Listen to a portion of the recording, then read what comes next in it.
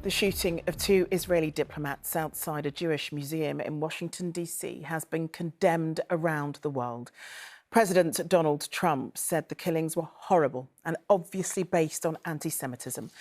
They were leaving an event when a gunman approached them and opened fire. Afterwards, the suspect could be heard shouting, "Free Palestine." Israel's ambassador to the US described the victims as a beautiful couple and said they were about to get engaged. From Washington, here's our US correspondent, Dan Rivers. Minutes after gunning down two Israeli diplomats outside a Jewish museum, Elias Rodriguez made his motives clear. Free Palestine! Free Palestine! Free Palestine!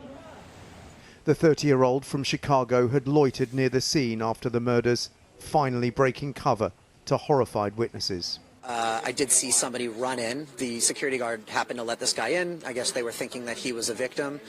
And he was covered in rain. He was clearly in trauma. He was in shock. And, some of the people at the event brought him water. They sat him down. "Are you okay? Were you shot?" The moment I handed him the glass of water, he then whipped out a red Jordanian kufiya and said, "Free Palestine." And then he reaches into his bag and pulls out a kufiya and says, "I did it. I did this for Gaza." The two victims are Yaron Lishinsky and Sarah Milgram, and both worked at the Israeli embassy in Washington. It's a young couple about to be engaged. The young man purchased a ring this week with the intention of proposing to his girlfriend next week in Jerusalem. They were a beautiful couple who came to enjoy an evening in Washington's cultural center. The people of Israel are resilient people, and the people of the United States of America are resilient people. Together we won't be afraid, together we'll stand, and we're going to overcome moral depravity of people who think that they're going to achieve political gains through murder.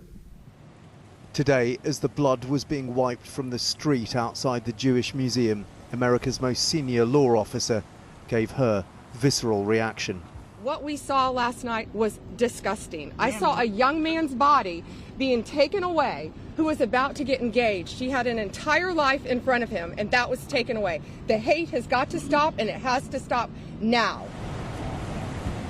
These are killings which have left America and Israel shocked that a conflict which has divided countries far beyond the Middle East has now led to bloodshed in the heart of the capital.